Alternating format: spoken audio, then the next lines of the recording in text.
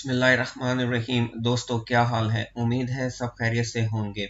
जिन दोस्तों ने अभी तक मेरा चैनल सब्सक्राइब नहीं किया वो सब्सक्राइब कर लें और घंटे के निशान को दबा दें ताकि आने वाली तमाम वीडियोस आपको मिल सकें। डिस्क्लेमर, मैं कोई इमिग्रेशन कंसल्टेंट या वकील नहीं हूं। अगर आपको कोई भी प्रोफेशनल एडवाइस चाहिए तो प्लीज़ किसी भी रजिस्टर्ड कंसल्टेंट या लॉयर से रब्ता करें।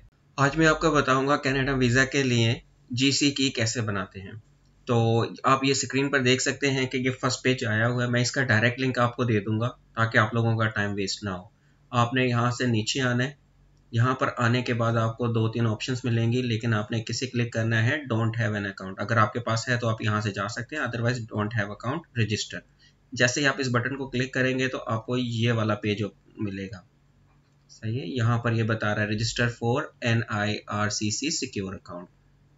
इसमें आने के बाद आपने करना है रजिस्टर विद जीसी की।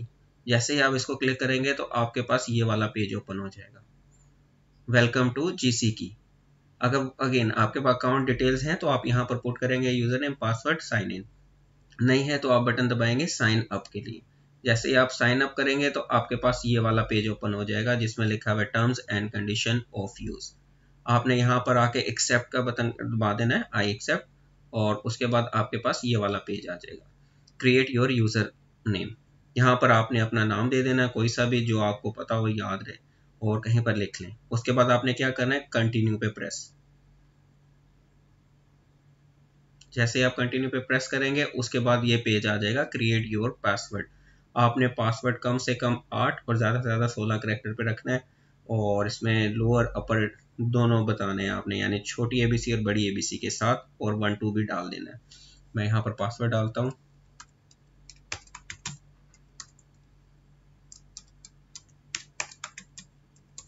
और उसके बाद करता हूँ कंटिन्यू। अब आपके पास आ गया create your recovery questions answer hints. ठीक है, ये आपको हेल्प करते हैं आपके पासवर्ड को रिमेंबर रखने के लिए। तो आपने क्या करना है, आपने यहाँ पर आके देखना है, यहाँ पर काफ़ी सारी ऑप्शंस अवेलेबल हैं। आपको जो सूटेबल लगती है आपने उसको सिलेक्ट कर लेना है। फॉर एग्जांपल मैं यहाँ कहता हूँ कि किस ऑर्गेनाइजेशन के लिए काम किया था, तो मैं लिख देता हूँ ABC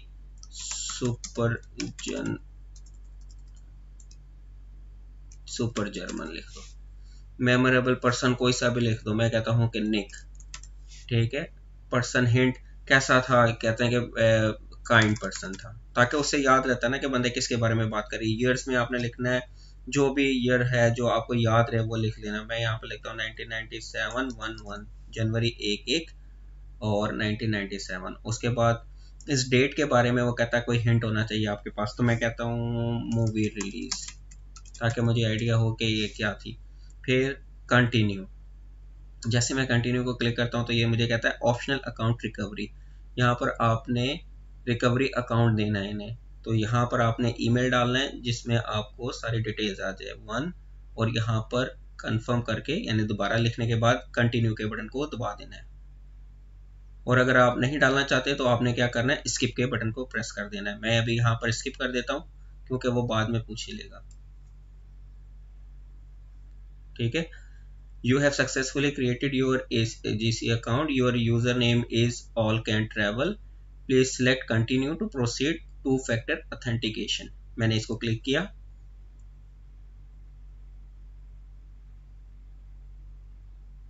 अब ये choose a method of two factor authentication, इसमें आप यूज योर स्मार्टफोन और टैबलेट वो भी दे सकते हैं, यूज योर डेस्कटॉप डिवाइस, और उसके अलावा आप कह सकते हैं यूज योर ईमेल एड्रेस। इसमें क्या होगा कि आपका 2 फैक्टर हो जाएगा, एक दफ़ा ही आपने इसको करना है और उसके बाद सब सेट हो जाता है। तो मैं उसे कहता हूँ सेटअप योर ईमेल। मैं इसको क्लिक कर देता हूँ। यहाँ पर ये टर्म्स एंड कंडीशंस आ जाएंगी, मैं इनके थ्रू जाऊँगा, गो थ्रू करूँगा, अच्छे से पढ़ो आप भी। और उसके बाद आपने करना है आई एक्सेप्ट। जैसे ही आप आई एक्सेप्ट का बटन दबाएंगे तो ये पूछेगा रजिस्टर योर ईमेल एड्रेस, तो enter your email address, code will be send to the email address, complete 2 factor authentication. तो यहाँ पर आपने अपना ईमेल एड्रेस डालना है जहाँ पर वो आपको कोड सेंड करें, और उसके बाद आपने कंटिन्यू का बटन प्रेस कर देना है। मैंने ईमेल एड्रेस डाल दिया इधर, तो मेरे पास ये वाला पेज आ गया। उसमें वो कहते हैं कि हमने 1 टाइम पासकोड आपको भेज दिया है, वो इधर कॉपी पेस्ट कर दें। तो अभी मैं वहां से इसे कॉपी पेस्ट करूंगा और उसके बाद कंटिन्यू का बटन दबा दूंगा। आपने भी ऐसे ही करना है। जैसे ही आप कोड एंटर करके कंटिन्यू करेंगे आपके पास ये वाला पेज आ जाएगा, और इसमें काफ़ी सारे कोड्स होंगे, आपने वो कोड्स को सेव कर लेना है। क्योंकि ये सेंसिटिव होते हैं इसलिए मैं इधर भी डिस्प्ले नहीं कर रहा, तो आपने भी अपने पास कहीं पर नोट कर लेना है या प्रिंट निकाल लेना है, यहाँ फिर कंप्यूटर में सेव कर लेना है। और उसके बाद आपने कहना है yes I secure recorded store these codes, और उसके बाद आपने कंटिन्यू के बटन को दबा देना है। Two factor authentication setup complete हो गया है। अब मैं इधर आके कहता हूँ कंटिन्यू।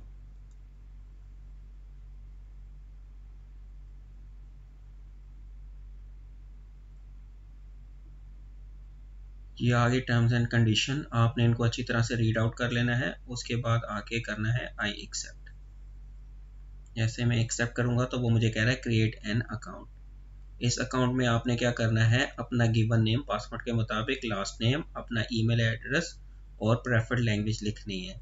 तो इंग्लिश प्रेफर्ड लैंग्वेज, और उसके बाद आपने क्या बटन प्रेस करना है, कंटिन्यू को क्लिक कर देना है।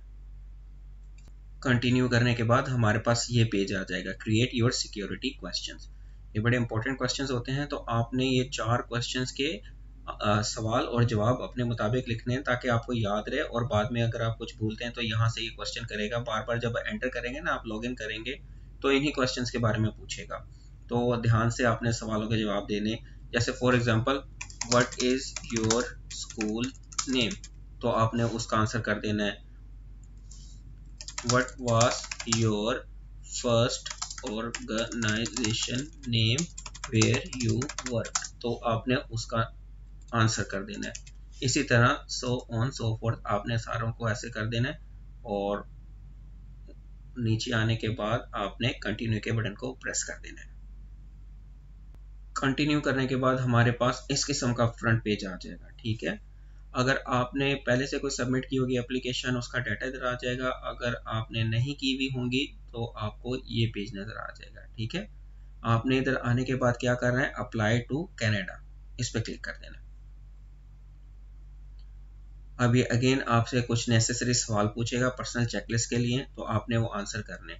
Please enter your personal preference code to begin your application, ये आपके पास नहीं होगा तो आपने नीचे चले जाना है। नीचे आने के बाद आपने कहना है विजिटर वीजा, स्टडी और वर्क परमिट, जो भी है आपका वो क्लिक करना है। ये ऊपर वाला कोड क्यों नहीं है आपके पास, अगर आपने पहले अप्लाई किया हुआ होगा तो होगा ये कोड, अगर नहीं है तो आपके पास नहीं होगा, तो इसको क्लिक कर दें।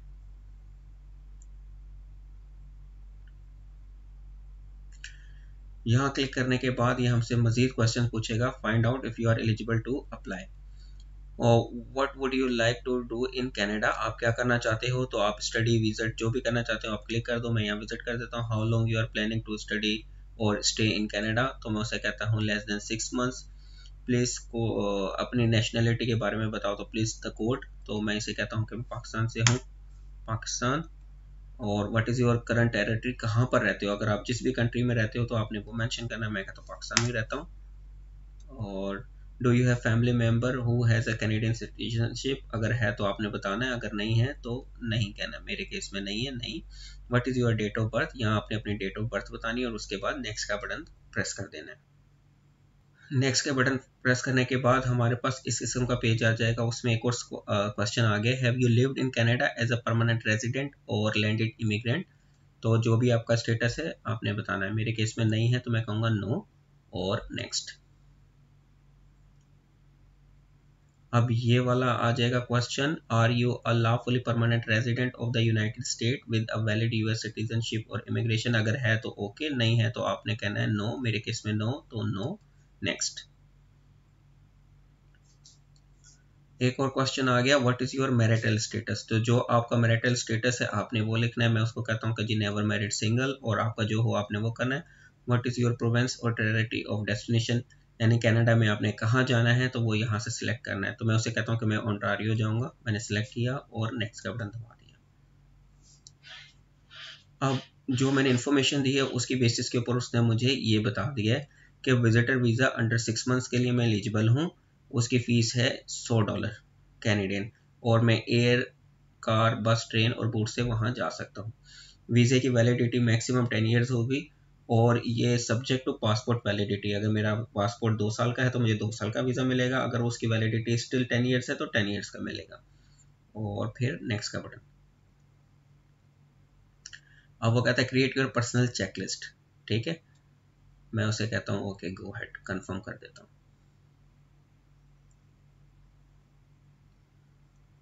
What is the main purpose of your visit, मैं उसे कहता हूँ कि मैं जा रहा हूँ टूरिज्म के लिए। अगर किसी ने फैमिली मेम्बर्स के लिए जाना है मिलने तो उसने यहाँ पर क्लिक करना है। मैं कहता हूँ tourism, next. Find out if you are eligible to apply, ठीक है, तो मैं कहता हूँ sure. Do you have a job in country where you are currently living, तो आपका हो तो उसको बताएं। मैं कहता हूँ yes I am doing job. Do you own a business, अगर बिजनेस कर रहे हैं तो आप बताएं यस और नो। मैं कहता हूँ नहीं, मैं बिजनेस नहीं कर रहा। Do you dependent, do you depend on someone, तो मैं कहता हूँ नो। अगर आप डिपेंड करते हैं फादर मदर पे तो आप बताएं। Have you ever travel to other countries previously, तो अगर आपका यस है तो आप यस करें, नो है तो नो करें। मैं कहता हूँ यस और उसके बाद मैं उसे कहता हूँ नेक्स्ट। नेक्स्ट क्वेश्चन है are you accompanying a family member that has a status in Canada, कोई बंदा तुम्हारे साथ जा रहा है जिसके पास कनाडा का वीज़ा है या वहाँ रहता है, तो आपने बताना है यस और नो अपने मुताबिक। मैं कहता हूँ नो, नेक्स्ट। नेक्स्ट में कहता है have you ever committed, been arrested और बीन चार्ज, कन्विक्टेड, कोई ऐसा है तो आपने अपना जो भी है वो बताना है। मेरे केस में नहीं है तो मैं कहता हूँ नो, नेक्स्ट। नेक्स्ट कहता है have you had a medical exam performed by IRCC authorised panel physician, so मेरे मुताबिक नहीं है। आपका अगर होगा तो आप यस और नो में आंसर दे सकते हैं। मैं कहता हूँ नो और next.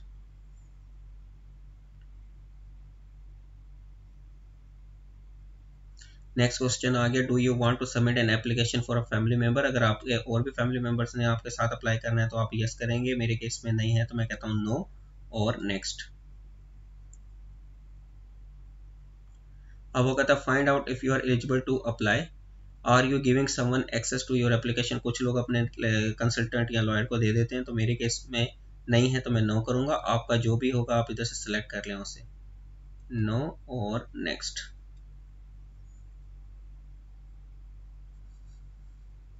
In the past 10 years have you even given fingerprints and photos biometric, अगर आपने दी हो तो आपने यस करना है, नहीं दी तो आपने कहना है नहीं मैंने ना बायोमेट्रिक दिया है ना फिंगर दिया, और नेक्स्ट। उसके बाद find out if you are eligible to apply there are a fees, वो कहता है इसके ये जो एप्लीकेशन आप भरोगे इसकी फीस है तो कौन पे करेगा, तो मैं कहता हूँ yes I will be paying, next.